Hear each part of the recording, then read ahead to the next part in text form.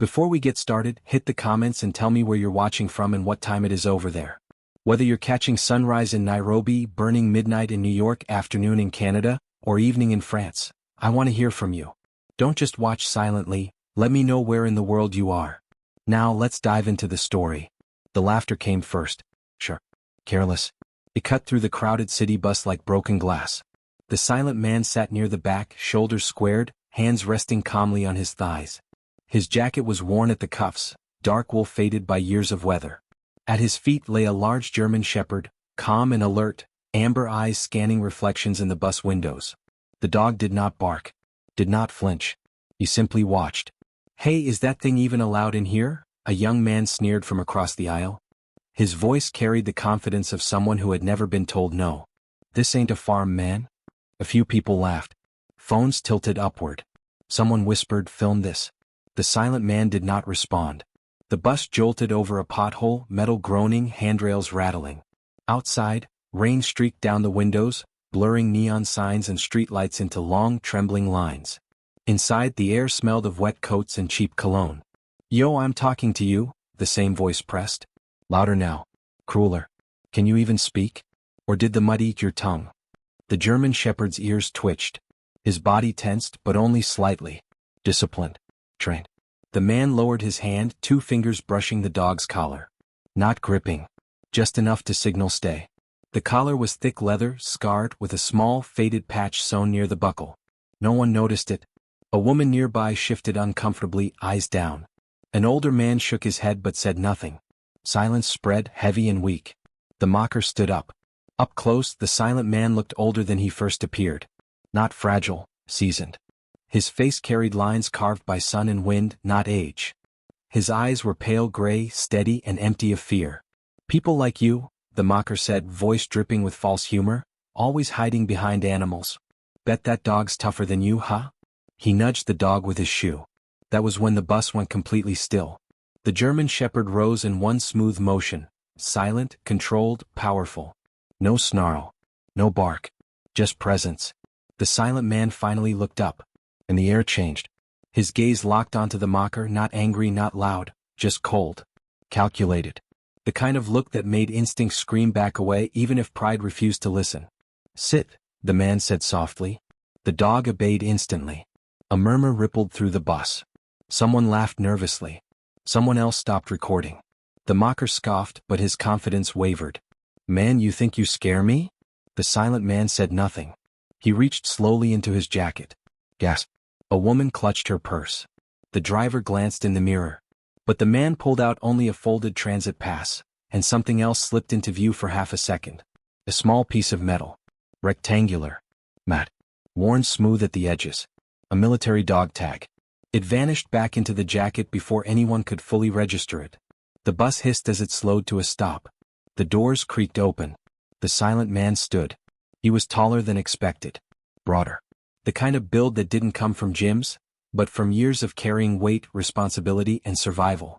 The German shepherd moved at his side, perfectly aligned, shoulder to knee. As they stepped off the bus, rain soaking instantly into their clothes, the mocker called out one last time, trying to save face. "Yeah, keep walking." The silent man paused. He turned just enough for his voice to carry. "Careful who you mistake for weak," he said quietly. Then he disappeared into the rain. No one followed. No one laughed. And no one on that bus realized they had just mocked a U.S. Army officer who had survived things far worse than words. But they would soon. The rain followed him down Kestrel Avenue, drumming against cracked sidewalks and rusted fire escapes. The city moved around him like he didn't exist. Cars hissing past, neon signs buzzing, strangers rushing with heads down. The silent man welcomed it. Noise without expectation. Motion without questions. His name was Elias Crown, though no one on that bus knew it. Fewer still knew what that name once carried. Elias stopped beneath a flickering streetlight. The German shepherd sat instantly at his left side, posture straight, eyes forward. The dog's name was Rook. Not because he was black, though his coat was dark, but because Rook was a protector. A guardian that moved only when commanded, striking only when necessary. "Good," Elias murmured, barely audible over the rain. They waited. Counted breaths. Listen. Across the street, a pawn shop's security gate rattled in the wind. Somewhere above, a window slammed shut. Elias catalogued it all without effort. Old habits didn't fade. They just went quiet. 3 years earlier, he had stood in a desert half a world away, heat warping the horizon, dust clinging to his eyelashes. Back then, silence meant survival. Noise got people killed. The memory came uninvited. Elias was kneeling in the sand, one hand raised, two fingers signaling hold. Rook, smaller than younger, lay hidden behind a low wall of shattered stone. Beyond them, a village smoldered. Smoke rose in thin columns. The radio crackled once, then died. Crown, a voice had whispered in his ear. You see that movement? Elias had seen everything. That day he made a decision that saved a convoy, and cost him something he never spoke about. A choice that earned him a commendation he never collected, and a silence he never shook. The rain snapped him back. Elias resumed walking, boots steady, shoulders relaxed. The city thought it knew danger. It didn't. Danger was quieter than that bus mockery. More patient. He reached a narrow apartment building wedged between a shuttered laundromat and a tattoo shop glowing blue. The hallway smelled of old paint and boiled coffee. On the second floor, he unlocked a door with a key worn smooth by repetition. Inside, the apartment was sparse. Cling. A single chair by the window. A small table. A folded American flag in a wooden case on a shelf, creased, perfect. Beside it, a framed photo face down. Rook lay down near the door, back straight, head up. Stand easy, Elias said. The dog relaxed, exhaling slowly. Elias removed his jacket, hanging it carefully. The transit pass fell onto the table. So did the dog tags. He stared at them longer than necessary. Flashback again, this one sharper. A courtroom. Fluorescent lights. A man in a suit explaining rules of engagement to people who had never heard gunfire up close. Elias standing silent while others spoke for him. Rook waiting outside, barred from entering. You're cleared, they'd said. But maybe it's time you step away. Step away. As if you could step away from what you'd done to protect others. Elias sat. Pressed his palms together. For a moment, his hand trembled, not from fear but from restraint. He had learned how to break bones with precision. How to read intent and posture alone. He had also learned when not to act. That bus had tested him. Not because of the insults. Because of the dog. Rook had been trained for combat zones, crowds, chaos. But Elias had promised himself, no more violence unless there was no other choice. The promise was thin. Fragile. A knock hit the door. Rook was on his feet in silence. Elias's eyes hardened. He reached down, fingers brushing the dog's collar, the same quiet signal. Stay. The knock came again. Firmer. Mr. Crown? A woman's voice called. Controlled. Official. This is Officer Mara Vance, City Transit Police. We need to speak with you about an incident on the Route 17 bus. Elias closed his eyes once. So the silence hadn't held. He stood, squared his shoulders, and opened the door. Mara Vance took one look at him, really looked, and something shifted behind her professional calm. Her gaze flicked to Rook. To the posture. To the scars barely visible at Elias's collarbone. This won't take long, she said. Elias nodded. But deep inside, something long buried stirred. Because the bus was only the beginning. And the city was about to remember what it meant to underestimate a quiet man. Officer Mara Vance did not step inside the apartment. She stayed in the hallway, rain-dark hair pulled tight, one hand resting near her radio but not touching it. She'd learned early in her career that posture told more truth than words. Elias Crown's posture told her to be careful. We received multiple complaints, she said. Disruptive behavior. An animal intimidating passengers. Rook sat at Elias's side, unmoving. His eyes never left Mara, not hostile, just measuring. Did anyone get hurt? Elias asked. His voice was calm. Even. It carried no defensiveness, no edge. That unsettled her more than shouting ever could. No, Mara admitted.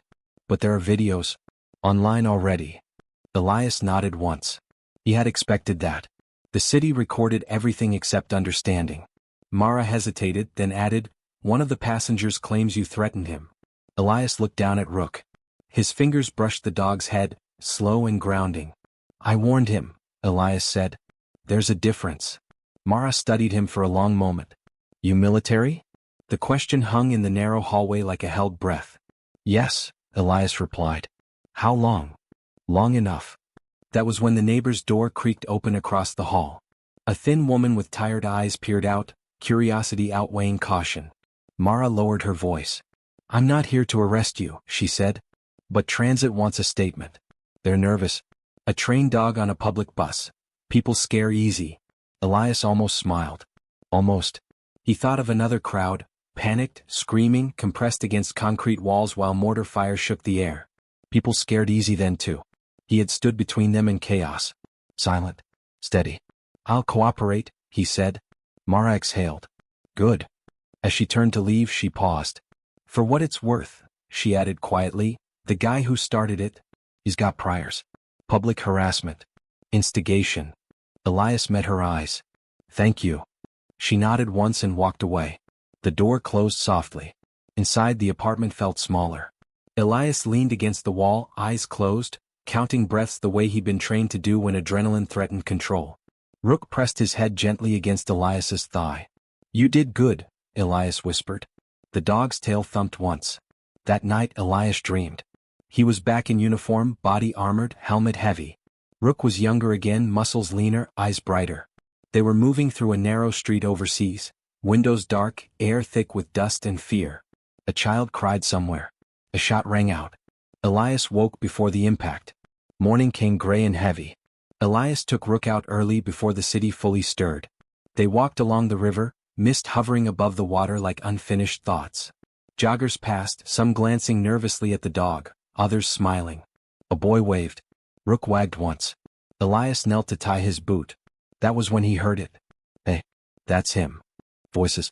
Two this time. Young. Amused. Elias straightened slowly. Across the path stood the man from the bus, hoodie pulled low, phone already raised. Another man beside him grinned, eyes hungry for attention. Internet famous already, the first one said. Dog guy with anger issues. Elias felt the old pull, the instinct to assess distance, angles, threat levels. He pushed it down. Keep walking, Elias said calmly. The man laughed. Or what? Rook stepped forward half an inch. Elias tightened his grip on the leash. That's your warning. The second man's smile faded. He leaned closer to his friend. Bro, let's go. But pride is loud. The first man stepped closer. Too close. Sit, Elias said. Rook obeyed. The man blinked. Confused. You see, he scoffed. Control your mutt. That was when a black SUV rolled to a stop nearby. Two men stepped out. Clean haircuts. Quiet movements. Their eyes went straight to Elias, not the dog. Not the instigator. Recognition flashed. One of the men said softly, Sir? The river seemed to go silent. Elias turned. Yes. The man swallowed. Captain Elias Crown? The phone slipped from the mocker's hand, hitting the pavement with a hollow crack. Elias closed his eyes that as though the past had finally caught up. The word captain did something to the space around them. It tightened it, sharpened it, like a blade sliding free of its sheath. The two men from the SUV stood straighter now, instinctively respectful. One wore a plain jacket, the other a windbreaker with no markings, yet everything about them spoke of structure, discipline, and quiet authority. Not police. Not civilians. Elias opened his eyes. Yes, he said. That was my rank. The mocker's face drained of color. His mouth opened then closed again. The confidence he'd worn like armor on the bus cracked and fell away, piece by piece.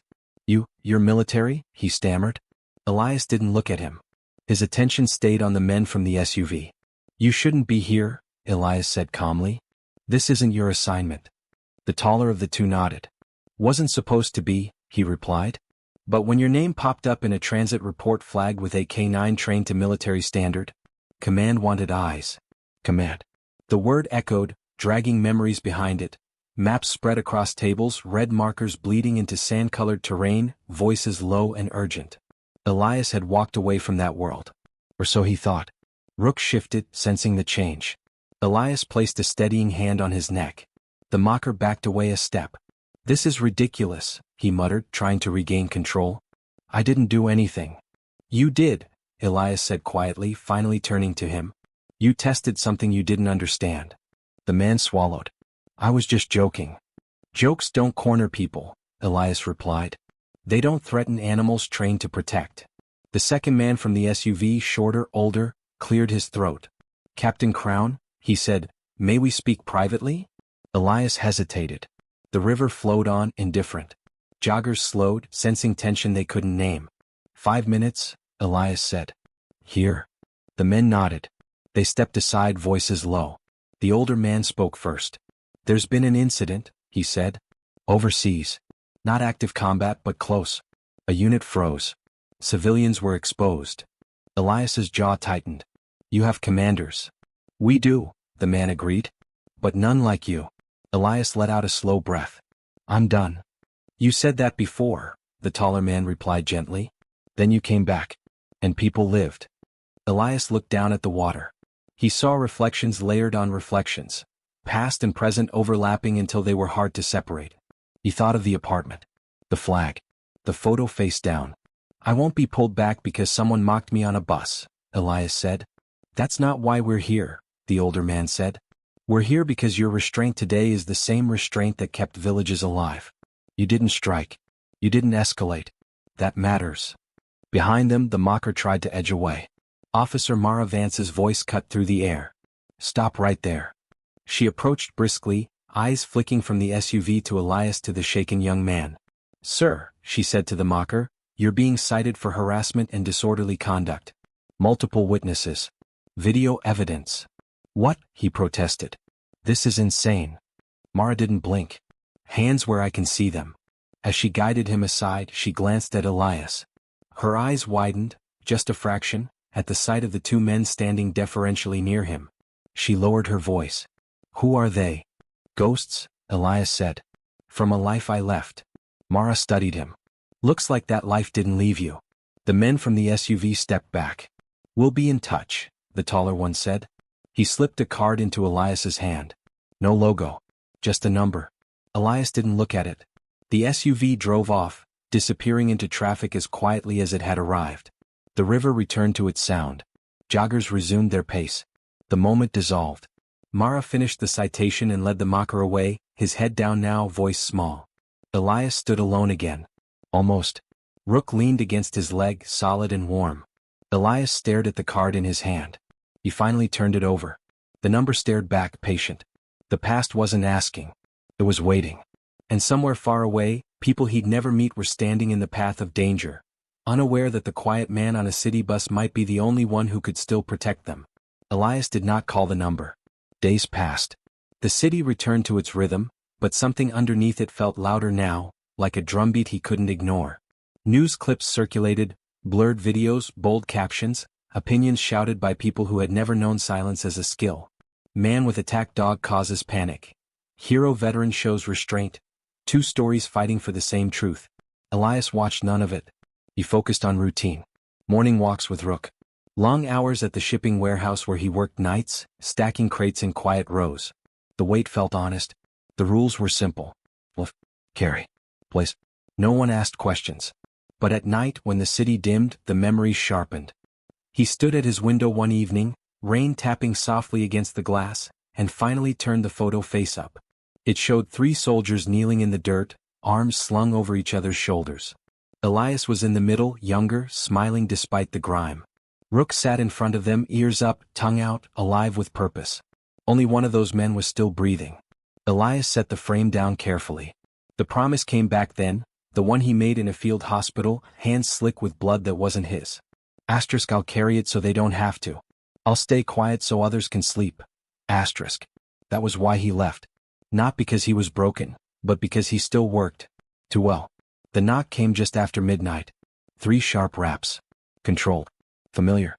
Rook was already standing. Elias opened the door to find Mara Vance, rain-soaked, eyes tired but alert. I'm off duty, she said. And this isn't official. Elias stepped aside. Come in. She glanced at Rook, then at the folded flag. Her voice softened. They came to my station today. 2 men. Asked questions about you. Elias nodded. I figured they would.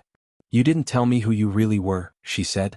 I didn't lie, Elias replied. She accepted that. They said you stopped something bigger than a bus incident.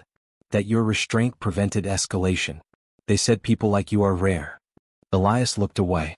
People like me cost too much. Mara stepped closer. Then why keep carrying it alone? The question landed harder than any insult on that bus. Elias exhaled slowly. Because when I stop, others pay. Silence stretched. Heavy. Honest. Mara finally said, There's Chatter. The guy from the bus?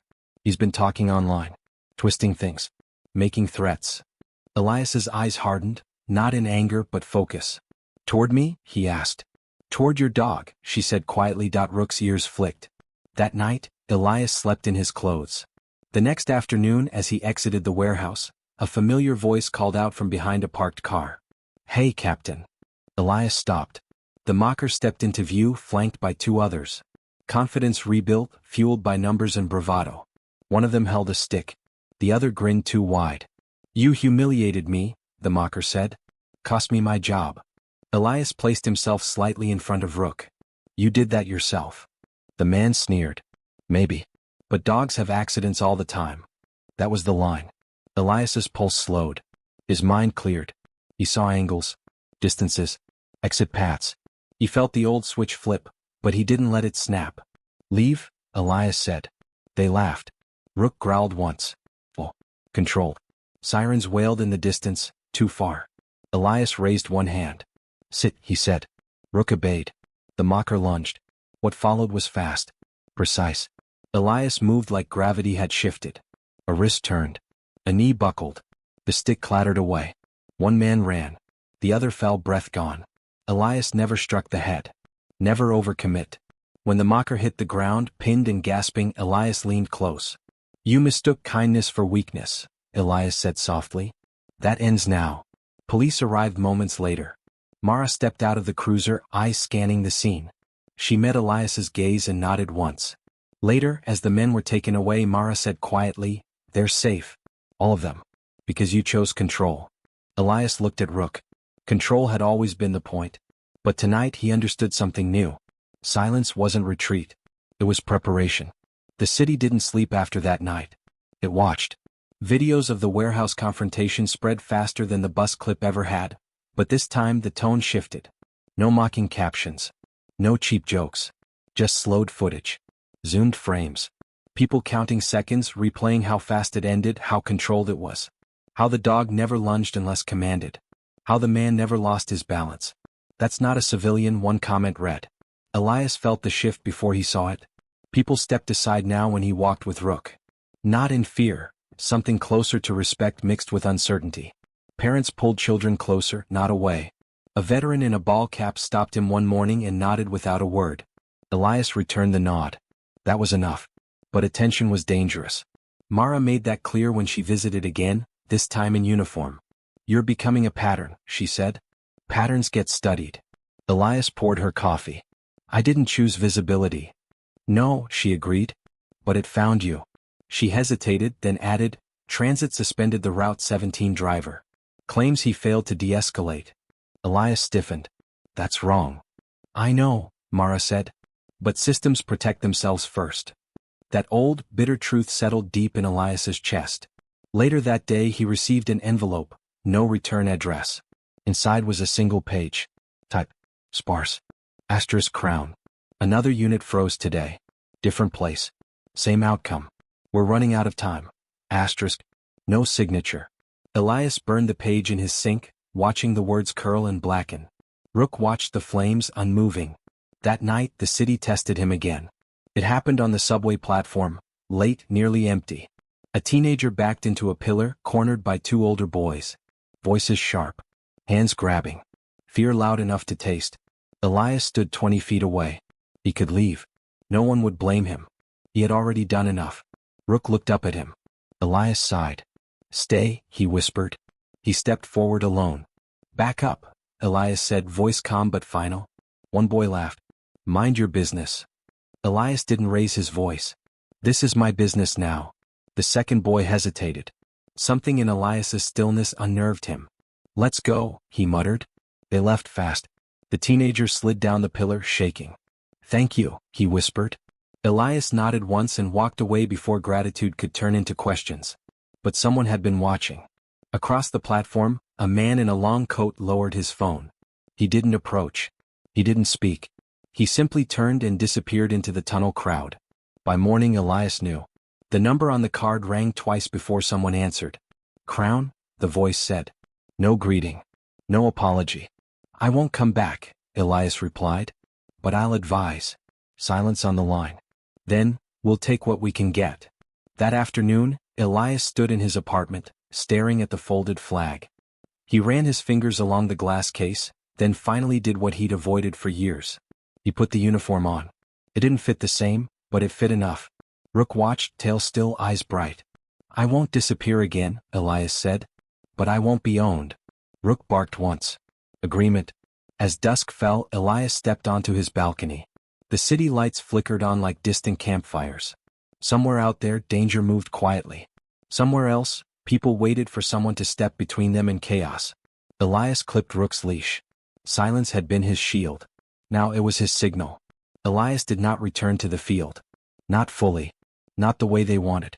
Instead, he became a shadow behind decisions. Late-night calls, secure lines, grainy satellite images paused and replayed. He spoke little. When he did, people listened. Not because of rank, but because his words carried weight earned the hard way. Still, the city noticed his absence. 3 days passed without sightings of the quiet man and his dog. Then a rumor spread, whispered in barbershops, posted in comment threads, half true and half hungry. He ran, they took him. The dog bit someone and got put down. Mara shut that down fast. She stood at a precinct briefing room, arms crossed, jaw tight. If anyone leaks nonsense, she said, I'll know. That night, she knocked on Elias's door. He looked thinner. Tired. The uniform hung on a chair behind him, untouched. They're watching, Mara said. Not just online. In person. I know, Elias replied. Rook lay between them, head on paws, eyes open. They're saying you're provoking incidents, she continued. That you're escalating by existing. Elias almost smiled. That's not new. Mara stepped closer. What is new is that someone filed a formal complaint. Against you. Excessive force at the warehouse.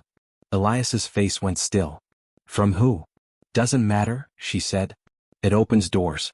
Bad ones. Elias nodded. He had expected this too. Systems always balance the scales, never in favor of the quiet. That same night, the city tested him again, harder. It began with a scream. Elias and Rook were halfway down Market Row when it cut through the air, high, terrified, raw. A woman stumbled out of a convenience store, blood on her sleeve. Behind her, a man shouted, wild-eyed, a knife flashing under the streetlights. People scattered. Time slowed.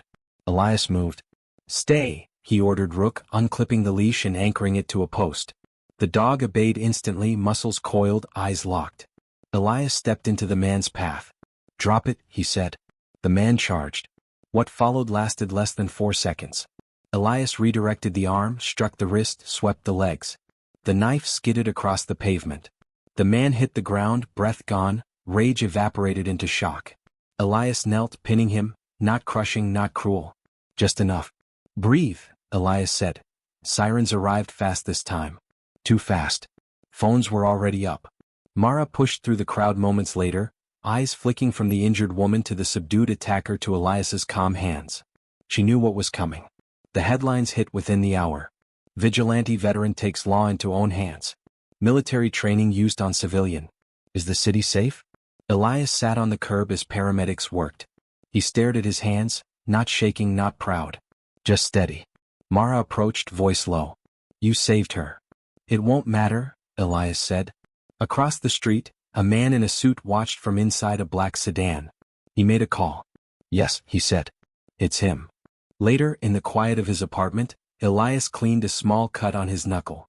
Rook rested his head on Elias's knee.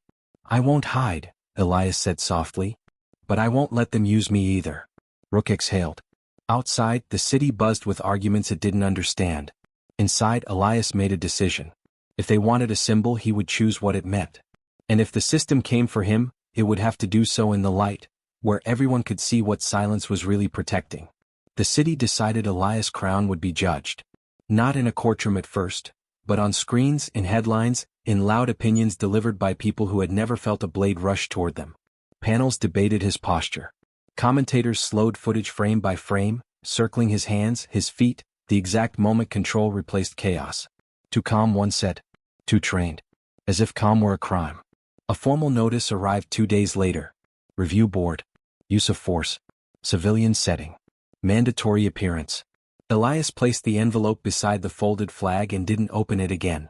Mara sat across from him, elbows on her knees. They're stacking it, she said. Internal affairs. City legal. Transit. They want distance from you. Then give it to them, Elias replied. That's not how this works, she said. They don't want distance. They want a scapegoat. Elias leaned back, eyes on the ceiling.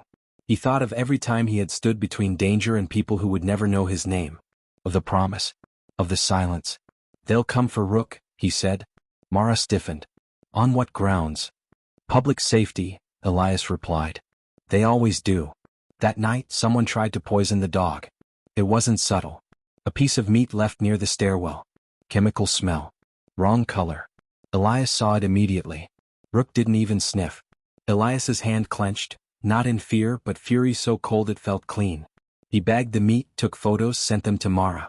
Then he sat on the floor with Rook, one arm around the dog's neck, breathing together until the city noise faded. They're afraid of you, Mara said over the phone. That makes them dangerous. The review board hearing was held in a cold room with glass walls. Elias wore a plain jacket. No uniform. Rook waited outside with a handler, temporary, approved, watched. Across the table sat officials with titles longer than their courage. Lawyers. Administrators. A man who had never been punched, explaining violence. You had alternatives, one said. You could have disengaged. Elias met his eyes. The woman couldn't. Silence. Another leaned forward. Your military background escalated the situation. No, Elias said. The knife did. They played the footage. Again. And again. Slower. Slower. Finally, a voice spoke from the back of the room. May I? An older man stepped forward, cane tapping softly. His suit was simple. His posture wasn't. I'm Dr. Harlan Beck, he said. Former Secretary of Defense. The room shifted. I watched this incident live, Beck continued. And I watched a man choose restraint when he could have chosen destruction. That is not escalation. That is discipline. Murmurs. Beck turned to Elias. Captain Crown trained soldiers not to react, but to decide. That distinction saves lives. The board recessed. Outside, Elias knelt as Rook was returned to him. He pressed his forehead to the dog's. I've got you, he whispered. But the storm wasn't over. As they exited the building, a crowd waited. Signs. Shouts. Support mixed with hate. A bottle flew. Rook moved. Stay. Elias shouted. Too late. The bottle shattered near them. Glass skittered. Rook lunged, not at the crowd but toward Elias, shielding him, body between danger and master. Gas. Screams. Cameras flashed. Elias wrapped his arms around Rook, holding him down gently, voice low and fierce. Easy. Easy. I'm here. Police rushed in. Chaos threatened to boil over. Elias stood, lifting one hand. It ends now, he said, not loud but carrying. And it did. The crowd quieted, stunned by the authority in his stillness. That image, man and dog calm amid chaos, would circle the world by morning, and force the city to make a choice. The morning light in the city was pale, as if the skyline itself were holding its breath. News helicopters circled, drones hummed above, and social media exploded with footage of the previous night. Elias Crown standing calm, Rook pressed to his side, glass shards at their feet. People argued over who was the villain, who was the hero, but everyone watched. Everyone understood that silence had been a shield and a weapon all at once. Inside the review board's chambers, tension crackled. Officials shuffled papers nervously. Lawyers whispered. Mara Vance sat quietly in the back, eyes fixed on Elias. He didn't fidget. He didn't speak unless spoken to. The air was heavy, pregnant with judgment and expectation. Then the doors opened. 2 men in plain suits entered, the same who had visited him weeks ago. Captain Crown, the taller said, voice low but firm. Command requests your presence. A situation overseas. It's urgent. Lives are at stake. Elias's gaze drifted to the window, to the city that had tested him. For a moment he imagined the villages he'd protected long ago. Children frozen in alleyways, mothers shielding the terrified. Faces he would never forget. Your silence, the shorter man continued, your restraint, it's earned attention at the highest levels. They trust you. They need you. The board officials froze. They didn't understand the weight of what had been offered, or what had been withheld. Elias nodded slowly. When, he asked. Immediately, the taller replied. Transport ready. He rose, shoulders squared. Rook nudged his hand instinctively close. Elias unclipped the leash, letting the dog fall into his side. They were silent. They always were before action. The mocker from the bus appeared in the back of the room, escorted by Mara. He looked smaller now, swallowed by the presence Elias carried effortlessly. Words failed him. No bravado could mask the recognition of true authority, the kind earned in fire, sand, and blood. He had no way to fight it. Elias didn't speak to him. He didn't need to. One glance was enough. One calm, unwavering gaze. The mocker's knees buckled slightly under scrutiny, and for the first time, someone finally saw what it meant to be underestimated. Outside, the city buzzed. Headlines declared chaos, heroism, controversy, but inside Elias's mind, everything narrowed. He remembered the promises he made, to protect, to endure, to choose restraint over reaction. Every insult, every test, every silent challenge on the bus and in the streets had prepared him for this moment. "Crown," Mara whispered as she handed him his gear, "be careful." "I always am," he replied. Rook barked softly once, as if affirming the unspoken pact they shared. Together they were unstoppable. Together, silence had become their signal. And now the world was about to understand why it had feared them, why it had mocked them, and why they were exactly the people it needed most. As they left the building, cameras flashing and reporters murmuring, the city seemed to part for them. People instinctively gave way, recognizing authority they couldn't explain, felt in their bones rather than their minds. The SUV awaited, black and unmarked. Elias slid into the seat, Rook beside him, alert but calm. Mara stood on the sidewalk, watching them disappear into the streets. She didn't wave. She didn't call out. She simply acknowledged what everyone had learned. The quiet man, underestimated and mocked, was no longer invisible. And somewhere far away, where lives hung in the balance, people waited, unaware that the man they would come to rely on most was already on his way. Because when silence becomes a signal, the reckoning is inevitable. And the world would soon know the weight of a captain who never broke his promise. The sun had barely risen when Elias and Rook arrived at the port city. The air was thick with salt and fog, streets slick from overnight rain. The danger waiting here wasn't a street bully, a careless commuter, or the city itself. It was calculated, lethal, and unaware that Captain Elias Crown had already arrived. The convoy of civilians under threat moved slowly through narrow alleyways. A gang had cornered them, weapons flashing, orders shouted in sharp, foreign tones. Panic was a living thing twisting in the crowd. Mothers clutched children. Elders froze. The kind of chaos that no ordinary officer could tame, but Elias did not need ordinary. He crouched, Rook pressed beside him, tail low, muscles coiled. "Easy," he whispered. Not loud, not demanding, but a command heavy with certainty. The civilians glanced at him, barely recognizing hope until it was too late. A gun clicked. Elias's eyes shifted. Angles. Escape routes. Threats. Timing. The world slowed to a pulse. Inhale, exhale, strike only if necessary. He didn't flinch. Rook mirrored him, every muscle taut and ready. Then Elias moved. One step forward. The nearest attacker lunged. In a controlled sweep, Elias deflected the arm, twisting the wrist, sending the weapon skittering across the cobblestone. Rook lunged beside him, teeth snapping close enough to intimidate, not kill. Others froze. Shock spread faster than fear. Within seconds, every attacker was subdued or retreating. The civilians, stunned, shaken, stood among them, finally able to breathe. Mothers pressed children to their chests. Eyes searched for answers, found one calm man and a loyal dog. Elias straightened. Not a shout. Not a boast. Just a simple, quiet presence that carried authority far louder than any words could. Rook nudged him, tail wagging slightly. Elias gave the faintest nod. Minutes later, reinforcements arrived. Officials, armed but cautious, took control of the scene. Not a single civilian harmed. Not a single unnecessary strike made. All because the quiet man chose restraint. Later, back on a rooftop overlooking the city, Mara Vance finally reached him. Rain was falling again, soft and cleansing. She didn't speak at first, just watched Elias and Rook as they surveyed the streets below. Finally she said, "They'll never underestimate you again." Elias shook his head slightly. "They already have. That's why I could control it." Mara studied him. "And the city?" Elias's gaze softened just a little. "The city will remember, in time." Rook rested his head against Elias's knee. He whispered softly, almost to himself, "Promise kept." No cheers. No headlines. Just a calm victory, quiet and precise. That was Elias Crown's way, silent, disciplined, unstoppable. Every challenge, every mocking laugh, every unjust accusation had led here, to protection, justice, and the power of restraint. The bus incident? Forgotten by most. But for those who had been watching, who had learned to recognize real courage, the story became legend. Not for violence. Not for revenge.